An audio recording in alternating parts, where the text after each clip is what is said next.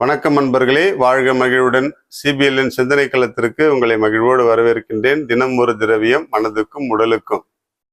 Hubert ரிவிஸ் அப்படின்னு சொல்லிட்டு ஒரு பெரிய தத்துவவியலாளர் ஒரு சிந்தனையை உதிர்த்திருக்கிறார்.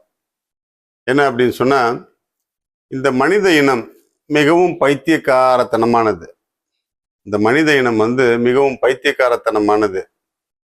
என்ன அப்படின்னு சொன்னா, அவன் கண்ணுக்கு தெரியாத கடவுளை வணங்குகிறான்.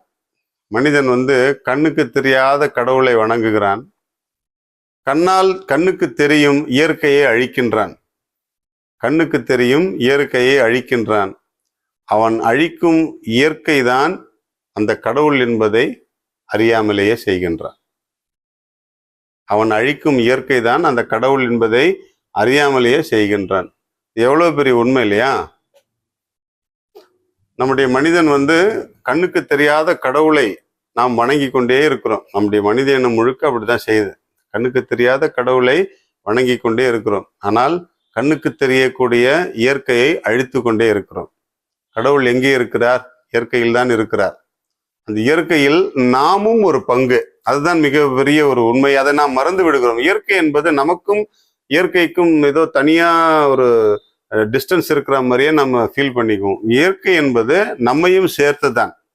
நாமும் அந்த இயற்கையில் ஒரு பங்கு.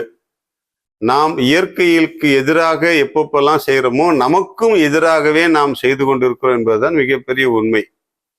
இயற்கைக்கு எதிராக நாம் செய்யக்கூடிய, இயற்கையை அழிக்கக்கூடிய எல்லா செயல்களும் நமக்கு எதிராக நம்மையும் அழிக்கக்கூடிய செயல்கள் என்பதை என்று இந்த மனித குலம் உணர்கிறதோ அன்று எல்லாமே சீராக இருக்கும். அதுதான் ஹியூபர்ட் ரிவிஸ் அவர்கள் அழகாக சொல்றார்.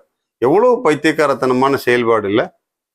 ஒரு சின்ன இயற்கைக்கு விரோதமான செயல் நாம் செய்கிறோம் அப்படின்னு சொன்னா, ஒரு பிளாஸ்டிக்கை அப்படி ரோட்ல போடுறோம், குப்பை கூடையில போடாம ரோட்ல போட்டு போறோம், எல்லாம் உங்க துப்பிட்டு போறோம், சிறுநீர் கழிக்கிறோம், தேவையில்லாத செயல்களை பொது இடத்துல செய்யறோம், புகைப்பிடிக்கிறோம், மது அருந்தி விட்டு அந்த கண்ணாடி பாட்டில தூக்கி ரோட்ல போட்டு போறோம். இதெல்லாம் இயற்கைக்கு முரணான செயல்கள் தான். ஒரு சாக்லேட் சாப்பிட்டு அந்த பேப்பரை கூட தூக்கி ரோட்ல போட்டு போவோம் இல்லைங்களா? இல்லை இந்த கடற்கரைக்கு போவோம், கடற்கரையில நிறைய சாப்பிடுவோம், ஐஸ்கிரீம்லேருந்து எல்லாம் வாங்கி சாப்பிடுவோம், எல்லாத்தையும் அங்கே போட்டு போகிறோம். அங்கே இருக்கிற குப்பை தொட்டியெல்லாம் நம்ம பேணவே மாட்டோம். அப்படியே நம்ம இருக்கிற இடத்துல தூக்கி போட்டு வேணும். அதை எடுக்கிறது தான் நமக்கு அரசாங்கம் ஆட்களை வைத்திருக்கிறார்கள் இல்லையா? பைத்தியக்காரத்தனமான வாழ்க்கையை நாம் வாழ்ந்து கொண்டிருக்கிறோம் என்பதை உணர்ந்து கொள்வோம். நாம் இயற்கையை சிதைக்க சிதைக்க நம்மையும் நாம் சிதைத்து கொண்டே இருக்கிறோம் என்பதை நாம் என்றைக்கு உணர்கிறோமோ அன்றைக்கு நம்முடைய வாழ்க்கை தெளிவாகும். இயற்கை வேறு, நாம் வேறு அல்ல. நாமும் இயற்கையின் ஒரு அங்கம்தான் என்பதை உணர்ந்து கொள்வதற்கு இந்த சிந்தனை நமக்கு பயன்படட்டும்.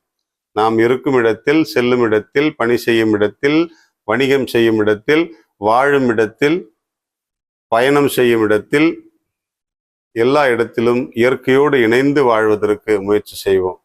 நாமும் இயற்கையின் ஒரு பங்காளிகள் என்பதை உணர்ந்து வாழ்வோம். நாம் வாழும் பொழுது நம்முடைய வாழ்க்கையின் அர்த்தங்கள் அழகாகும். வாழ்க மகிழ்வுடன்.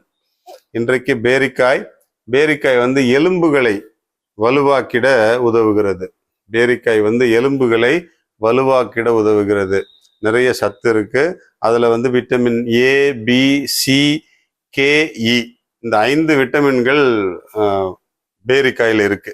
அதனால எலும்பு பலவீனம் உள்ளவர்களும் தைரியமா பேரிக்காய் சாப்பிடுங்கள். வாழ்க மகிழ்வுடன்.